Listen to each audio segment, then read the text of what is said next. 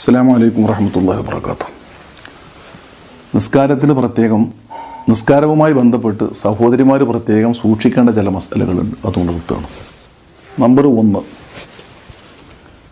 സഹോദരിമാർ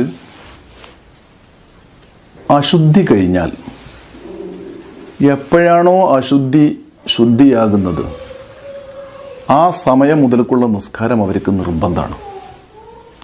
ഉദാഹരണമായി ഇപ്പോൾ ഉച്ചക്ക് 2:30 മണിയായി. ഈ സമയത്താണ് ഒരു സ്ത്രീക്ക് ഹൈള് ശുദ്ധിയാകുന്നത് എങ്കിൽ ഫറലായ കുളി നിയ്യത്തോടെ കുളിച്ചതിൻ്റെ ശേഷം ഈ ളുഹർ നിസ്കരിക്കൽ നിർബന്ധമാണ്. സാധാരണ നിലക്കവളി ഇന്ന് 9 മണിക്കോ 10 മണിക്കോ 11 മണിക്കോ കുളിയൊക്കെ കഴിഞ്ഞിട്ടുണ്ട്.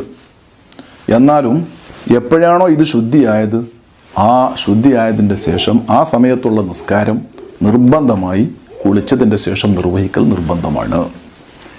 ഇതുമാത്രമല്ല, ഇങ്ങനെ ശുദ്ധിയാകുന്നത് അസറിൻ്റെ സമയത്താണെങ്കിൽ ആ അസർ നിസ്കരിക്കലോടുകൂടെ മുമ്പുള്ള ളുഹർ ഖളാ വീട്ടൽ നിർബന്ധമാണ്. അതുപോലെ തന്നെ ഇശാഇൻ്റെ സമയത്ത് പാതിര നേരത്തെ 2 മണിക്കോ 3 മണിക്കോ ഇശാഇൻ്റെ സമയം കഴിയുന്നതിന് മുമ്പാണ് ശുദ്ധിയാകുന്നത് എങ്കിൽ ഫറലായ കുളിച്ച് പിന്നെ സുബൈക്ക് കുളിക്കുക എന്ന് വെക്കാൻ പറ്റൂല. എപ്പോഴാണോ ശുദ്ധിയാകുന്നത് ആ സമയത്തുള്ള നിസ്കാരം അവൾ ഫറലായ നിയ്യത്തോടെയുള്ള കുളിച്ചിട്ട് ആ സമയത്തുള്ള നിസ്കാരം നിർവഹിക്കൽ നിർബന്ധമാണ്. അതിൻ്റെ മുമ്പുള്ള മഗ്രിബിനെയും നിസ്കരിക്കൽ നിർബന്ധമാണ്. അപ്പം ഇശാഇൻ്റെ സമയത്താണെങ്കിൽ ആ ഇശാ നിസ്കരിക്കലോടൊപ്പം മുമ്പുള്ള മഗ്രിബും കൂടി ഖളാ വീട്ടണം. അസറിൻ്റെ സമയത്താണെങ്കിൽ ആ അസർ നിസ്കരിക്കലോടുകൂടെ തന്നെ മുമ്പുള്ളതായ ളുഹറും കൂടിയും ഖളാ വീട്ടണം. ളുഹറിൻ്റെ സമയത്താണ് ശുദ്ധിയാകുന്നത് എങ്കിൽ ളുഹർ മാത്രം നിസ്കരിച്ചാൽ മതി, സുബൈ ഖളാ വീട്ടണ്ട. മഗ്രിബിൻ്റെ സമയത്താണെങ്കിൽ ആ മഗ്രിബ് മാത്രം നിസ്കരിച്ചാൽ മതി, മുമ്പുള്ള അസർ ഖളാ വീട്ടണ്ട. പിന്നെ അവിടുന്ന് അങ്ങോട്ട് തുടരണം. ഇത് വളരെ ശ്രദ്ധിക്കേണ്ട ഒരു കാര്യമാണ്. ഇതിലൊക്കെ വലിയൊരു തെറ്റിദ്ധാരണയുണ്ട്. ഇനി അതായത് നേരം വെളുക്കട്ടെ എന്നിട്ട് സാധാരണ കുളിക്കുമ്പോൾ കുളിക്കുക, ഇന്നത്തെ കുളി കഴിഞ്ഞില്ലേ, അത് പറ്റൂല. ഇത് അള്ളാഹുവിൻ്റെ നിയമമാണ്. ഒരിക്കലും തന്നെ നിഫാസിൻ്റെയും ഹൈദിൻ്റെയും കാലത്ത് കഴിഞ്ഞു പോയ നോമ്പുകൾ ഖളാ വീട്ടിയാൽ മതി, നിസ്കാരം ഖളാ വീട്ടേണ്ടതില്ല എന്നാണല്ലോ നിയമം. പിന്നെ എന്തിനാണ് ഇവിടെ ഇശാക്ക് ശുദ്ധിയായ പെണ്ണ് മഗ്രിബ് ഖളാ വീട്ടുന്നത് എന്നൊരു സംശയം ഉണ്ടാകും. സത്യത്തിൽ മഗ്രിബിൻ്റെ നിസ്കാരത്തിൻ്റെ സമയം ഇശാൻ്റെ നിസ്കാരവും കൂടി അതിൽ വിശാലമാണ് എന്നാണ് കാരണം. ഞാൻ വിശദീകരിക്കുന്നില്ല, വളരെ വ്യക്തമായി തന്നെ രേഖകളുണ്ട്. അതുപോലെ തന്നെ മറ്റു വലിയൊരു അപകടമുണ്ട്. ഒരു ഉദാഹരണം, ഇന്ന് ളുഹർ നിസ്കാരം, ളുഹർ ബാങ്ക് 12:14 12:14 കഴിഞ്ഞു, ളുഹർ ബാങ്ക് കൊടുത്തു. അപ്പോൾ ആ പെണ്ണിന് ശുദ്ധിയാണ്. കുറച്ച് സമയം കഴിഞ്ഞു ആ പെണ്ണിന് അശുദ്ധി തുടങ്ങി. ഉൾവള ളുഹർ നിസ്കരിച്ചിട്ടില്ല. എന്നാൽ 5, 6, 7 ദിവസം കഴിഞ്ഞിട്ട് ഈ പെണ്ണിന് എന്നാണോ ശുദ്ധിയാകുന്നത് അങ്ങനെ ആ ശുദ്ധിയായതിൻ്റെ ശേഷം ഈ ളുഹർ അവൾ ഖളാ വീട്ടൽ നിർബന്ധമാണ് എന്നാണ് നിയമം. എന്തേ കാരണം? ഇവിടെ ളുഹറിൻ്റെ സമയം ആയതിൻ്റെ ശേഷമാണല്ലോ അവൾക്ക് ആ ശുദ്ധി തുടങ്ങിയത്. ഇവിടെ ളുഹർ നിർബന്ധമായി. എത്ര ടൈം കിട്ടണം വിശദമായിട്ടൊന്നും ഞാൻ പറയണില്ല. മൊത്തത്തിൽ ഇതിലേറെ വലിയ അപകടമാണ് ഒരു സഹോദരി, ഗർഭിണിയായ ഒരു സഹോദരി, ളുഹറിൻ്റെ നേരത്തെ ചെറിയൊരു വേദന ഒക്കെ തുടങ്ങി. ഓള് ളുഹർ നിസ്കരിച്ചു എന്ന് സങ്കല്പിക്കാം. 2 മണിക്ക് ഹോസ്പിറ്റലിൽ കൊണ്ടുപോയി. അങ്ങനെ ഹോസ്പിറ്റലിൽ കൊണ്ടുപോയതിൻ്റെ ശേഷം റൂമിലേക്ക് കൊണ്ടുപോകുന്നു. അവളെ പ്രസവ വാർഡിലെ റൂമിലേക്ക് കൊണ്ടുപോകുന്നു. വയറ് മൂറുന്നു, ഒക്കെ കഴിഞ്ഞ് അതിൻ്റേതായ ചുറ്റുപാടുകളാണ്. ഏതായാലും അസറും കഴിഞ്ഞു, മഗ്രിബും കഴിഞ്ഞു, ഇശാവിൻ്റെ സമയം കഴിഞ്ഞ് രാത്രി 9 മണിക്കാണ് പ്രസവം നടക്കുന്നത്. എന്നാൽ ഇവിടെ അസർ നിസ്കാരം ഖളാ ഉണ്ട്, മഗ്രിബും ഖളാ ഉണ്ട്, ഈശയും ഖളാ ഉണ്ട്. എന്തേ കാരണം? എപ്പോഴാണോ പ്രസവം നടക്കുന്നത് നിഫാസ് മുതൽക്കുള്ള നിസ്കാരം പെണ്ണിന് നിർബന്ധമല്ല. പക്ഷെ അതിൻ്റെ മുമ്പ് ഹൈലോ നിഫാസോ ഇല്ലാത്ത സമയത്ത്, അത് വേറെ രക്തമുണ്ടായാലും ശരി, ഇസ്തിഹാലത്തും അല്ലാത്ത രക്തങ്ങളൊക്കെ ഉണ്ട്, ആ രക്തത്തിലൊന്നും നിസ്കാരത്തിന് കേടില്ല. ചുരുക്കത്തിൽ ഹൈലോ നിഫാസോ അല്ലാത്ത സമയത്തുള്ള നിസ്കാരമാണ് ഈ മഗ്രിബും അസറും ഈശയും. ഇതൊക്കെ ഇനി എന്നാണോ ഈ പ്രസവരക്തം നനച്ചിട്ട് പെണ്ണ് ശുദ്ധിയായി നിസ്കാരം തുടങ്ങുന്നത് അതിൻ്റെ ശേഷം ഈ നിസ്കാരം അവൾ ഖളാ വീട്ടൽ നിർബന്ധമാണ്. മിക്ക സഹോദരിമാരും ഹോസ്പിറ്റലിലേക്ക് പ്രസവത്തിന് കൊണ്ടുപോയാൽ 2, 3, 4, 5 ഒക്കെ വക്ത് നിസ്കാരം പ്രസവത്തിൻ്റെ മുമ്പായിട്ട് ആ പെണ്ണിന് നഷ്ടപ്പെടും. അത് പിന്നീട് ഏതെങ്കിലും സഹോദരിമാർ ഖളാ വീട്ടാറുണ്ടോ? അത് ശ്രദ്ധിക്കണം. അത് ഖളാ വീട്ടണം. അത് പിന്നീട് ഖളാ വീട്ടൽ നിർബന്ധമാണ്.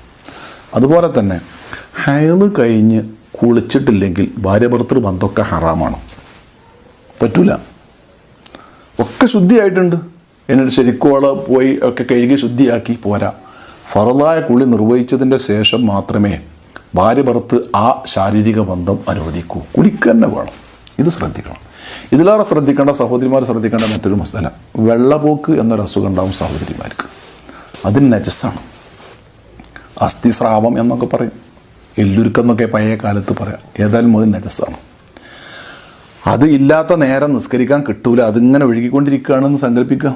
എന്നാൽ ആ പെണ്ണ് മൂത്രവാർച്ചക്കാരെ പോലെ സമയമായതിൻ്റെ ശേഷം ബാത്റൂമിൽ പോയിട്ട് ടോയ്ലറ്റിൽ പോയിട്ട് അവിടെ ശുദ്ധിയാക്കി അവിടെ പഞ്ഞിയോ ശീലയോ വെച്ച് ശരിക്കും ബന്ദ് ചെയ്തതിൻ്റെ ശേഷം നിസ്കാരം ഹലാലാകാൻ വേണ്ടി ഫറലായ ഒളു എടുക്കുന്നു എന്ന നീയത്തോടെ നീയത്ത് വെച്ച് എത്രയും പെട്ടെന്ന് നിസ്കരിക്കുക. ഓരോ ഒളു കൊണ്ട് ഒരു ഫറലേ പറ്റുള്ളൂ, സുന്നത്തുകൾ എത്രയാകാം. ടൈം ആയതിൻ്റെ ശേഷമേ ശുദ്ധിയാക്കി ഒളുണ്ടാക്കാൻ പറ്റുള്ളൂ. എത്രയും പെട്ടെന്ന് നിസ്കാരം തുടങ്ങുമ്പോൾ ഇത് നിർബന്ധമാണ്. മൂത്രവാർച്ചക്കാർക്കും ഇത് തന്നെയാണ് നിയമം. മൂത്രവാർച്ചക്കാരെ പോലെ തന്നെയാണ് ഇവരുടെ നിയമം. അങ്ങനെ നിസ്കാരത്തിൻ്റെ ഇടയ്ക്ക് ഇതിങ്ങനെ പോകുന്നത് അറിയുന്നുണ്ട്, എന്നാലും ആ നിസ്കാരം ബാത്തിലല്ല.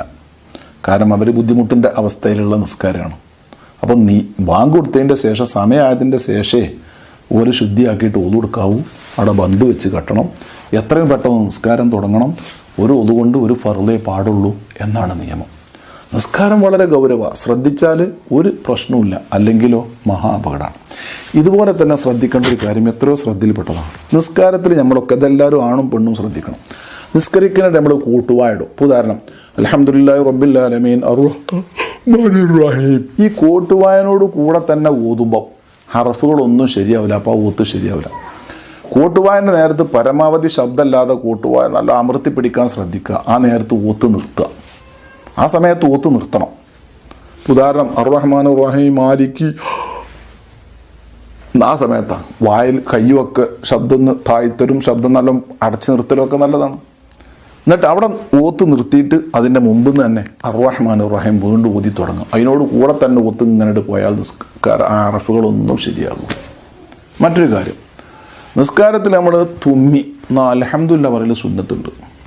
പക്ഷെ അത്തഹിയാത്തിൻ്റെയോ ഫാത്തിഹൻ്റെയോ ഇടക്കാണോ ഈ അൽഹംദുലില്ലാഹ് പറഞ്ഞത് എങ്കിൽ ഫാത്തിഹയും അത്തഹിയാത്തും തലക്ക മുതൽ കൊടണ്ടൽ നിർബന്ധമാണ്. നിസ്കരിച്ചിരിക്കുമ്പോഴാണ് ഒരാൾ സലാം പറഞ്ഞത് വഅലൈക്കും മുസ്സലാം എന്ന് മനസ്സുകൊണ്ട് മടക്കാം. ഒരിക്കലും വായ കൊണ്ട് വഅലൈക്കും മുസ്സലാം മടക്കാൻ പാടില്ല, അപ്പം തന്നെ നിസ്കാരം ബാത്തിലാവും. ഒരാൾ തുമ്മി അൽഹംദുലില്ലാഹ് എന്ന് പറഞ്ഞു യർഹമുക്കല്ലാഹ് എന്ന് പറയാൻ പാടില്ല, നിസ്കാരം ബാത്തിലാവും. ഒരാളോട് സംബോധനം വരാൻ പാടില്ല നിസ്കാരത്തിൽ. നിസ്കാരത്തിൽ ശ്രദ്ധിക്കേണ്ട അതിപ്രധാന വിഷയങ്ങളിൽ വളരെ പ്രധാനപ്പെട്ടത് മാത്രമാണ് ഓർമ്മപ്പെടുത്തുന്നത്. അല്ലാഹു സുബ്ഹാനഹു വ തആല നിസ്കാരങ്ങളും ഇബാദത്തുകളും വേണ്ട വിധം ശ്രദ്ധിക്കാൻ നമുക്ക് അല്ലാഹു തൗഫീഖ് നൽകട്ടെ. ആമീൻ ബിറഹ്മതിക യാ അർഹമർ റഹീമീൻ. അസ്സലാമു അലൈക്കും.